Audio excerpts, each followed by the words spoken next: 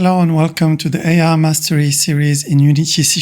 In this video, I'm going to answer your questions. Thank you for the dozens of nice comments the series has received so far. Youssef Khaled 412 said, is this series building up to be general game AI tutorials, or are you planning to integrate all this in one game as you go along? And if it's the latter, do you have a plan on what kind of game it's going to be? My answer is it's kind of both. In all the videos, we are building the same game project. The goal here is to see how different NPC behaviors can be organized and how NPCs can interact with each other. So my vision for the project is to turn it to something like GTA or Cyberpunk 2077 or even a game like Hitman. So you'd have a lot of NPCs doing their jobs or going about their day, and then you as the player can interact with them. You can play the role of a guard or a policeman or a shop owner. And this is the point, because on YouTube there are a lot of tutorials covering particular aspects of AI programming. Don't get me wrong, they are really good. For example, you might check out Llama Academy,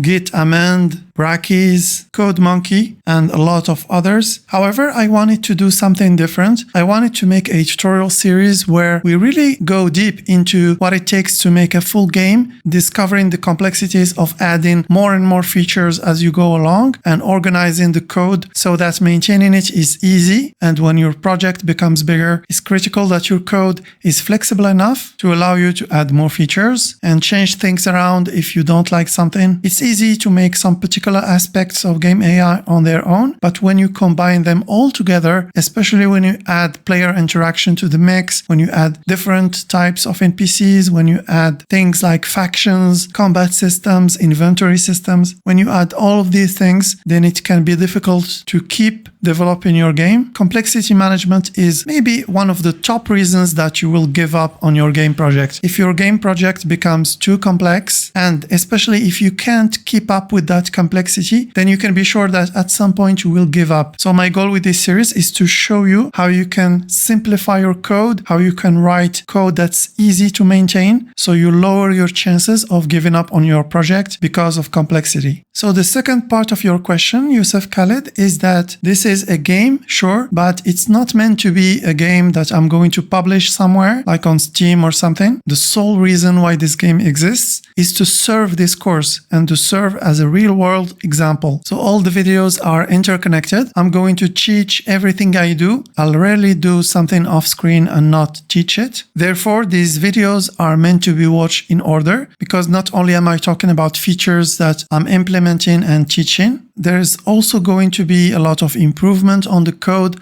a lot of refactoring, and I'm going to show you guys the logic behind everything. So these videos might not be ideal if you just want to know how to do that specific thing, but I really believe the value that you get for spending your time following everything far exceeds what you may get from individual tutorials. Of course, you are free to skip some parts if you feel that you already know how to do something and you have access to the source code. So if you know what you're doing, you still can get value without having to watch everything. Whisper Canvas said, can you make a shop system where NPCs buy random things like in Gas Station Simulator? We're going to make an inventory system for NPCs. Nothing fancy, just a working inventory system with a list of items. That's definitely where I'm planning to go with this series, making a small city full of life where NPCs do jobs, go do their shopping, maybe talk with each other, where police and guards can maintain security. Ben YP2LE said, is there any way to play this? Yes, actually you can go to the itch.io page. I link it in the description of each video. There you will find source codes for each episode, along with the build of the game.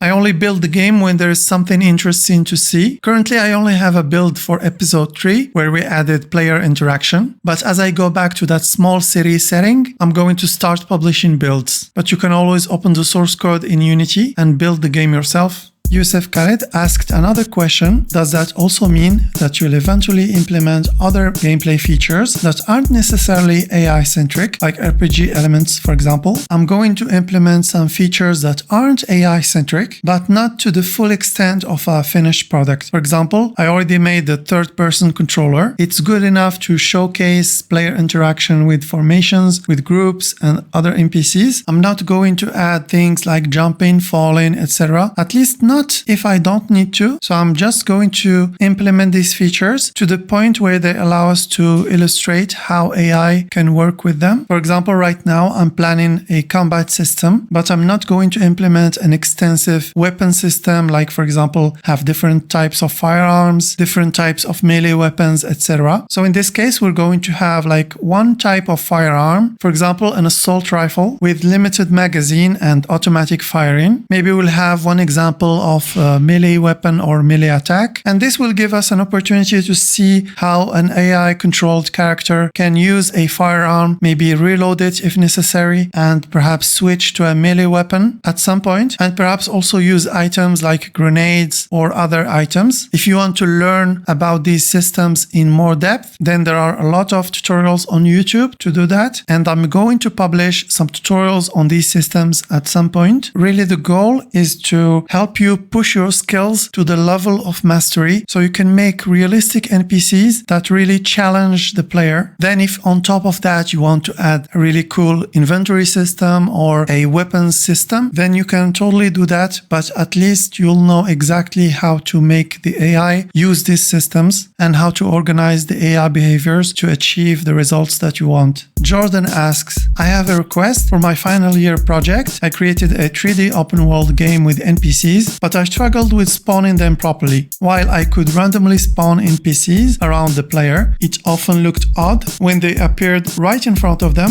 I want to achieve a more polished approach, similar to what's done in AAA games. I researched object pooling, which seemed to help, but I couldn't find any resources on spawning NPCs like in AAA titles. In the end, I had to settle for adding a fixed number of NPCs to finish the project. Could you make a tutorial on advanced NPC spawning techniques? First of all, don't confuse between pooling and spawning techniques. So object pooling is an optimization technique. What object pooling is basically is recycling game object. Instead of instantiating and destroying game objects, you will have a pool of like 100 objects. Whenever you need to instantiate an object, you take one object from the pool, you activate it, and when you want to destroy that object, you simply deactivate it and put it back in the pool. This is great for objects that need to be instantiated and destroyed all the time, like particle effects, and even characters and vehicles. How spawning happens in AAA games. So at the very start of the game, when your player spawns in the scene, you would spawn a number of NPCs around them. Then as your player moves, you despawn NPCs that are far behind the direction of movement of the player, and you spawn new NPCs ahead of the player. So these NPCs will not pop in front of the player directly, but a little far away. And especially if you have things like buildings or mountains, these elements can maintain the illusion a little bit. There is a small problem here. You can be spawning and despawning NPCs very quickly. So a solution to that is to use a grid. So the grid is fixed and doesn't move, and we keep track of the cell or tile that the player is on. We define a spawning radius on the grid. This spawning radius can be expressed as the size of the rectangle around the player, and we'll count this size in terms of how many tiles. So for example, we can have a box of 3 by 3 tiles around the player. If the player leaves their current cell or their current tile, we spawn NPCs on the new tiles, and we despawn NPCs on the old tiles. And to make the world feel more alive, you could spawn new NPCs on the outer edge of your player's spawning radius and despawn NPCs that go out of it. If you want NPCs to spawn far away from the player, having a 3 by 3 rectangle might not be ideal. You might want to have a bigger rectangle. This doesn't just apply to 2D games or games from the top-down perspective. If your player can move in 3D, for example, like in a space game, or even if you have like a first-person shooter with a lot of verticality, then you can implement this same principle in 3D by using a 3D grid. So perhaps we can see an example of this at some point in the videos, especially when we implement police agents. And this brings us to the next question. Zeus Makil 3547 said,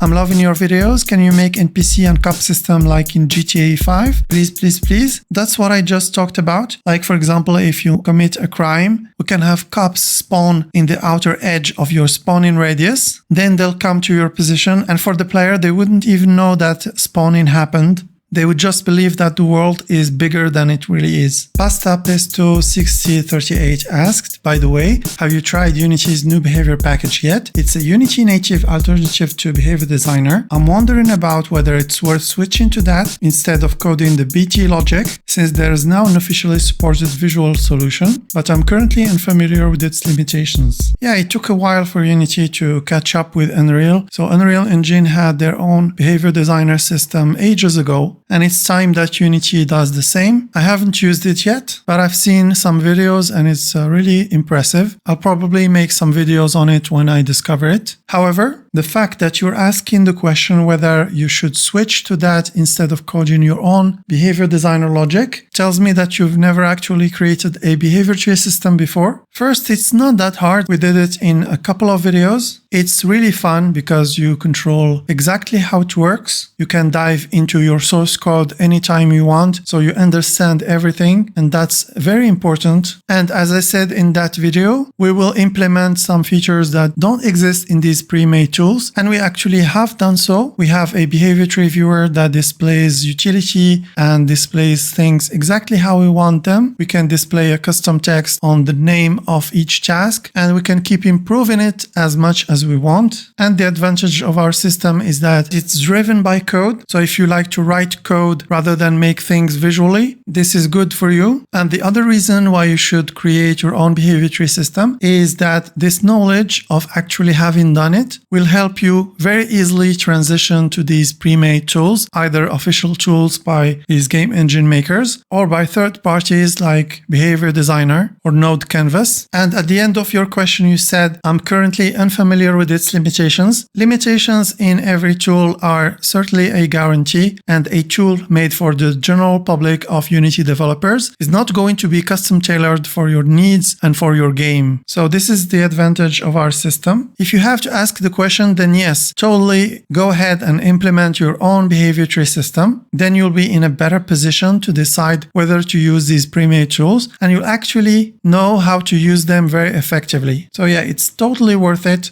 And if you don't get it from my videos, then watch them again.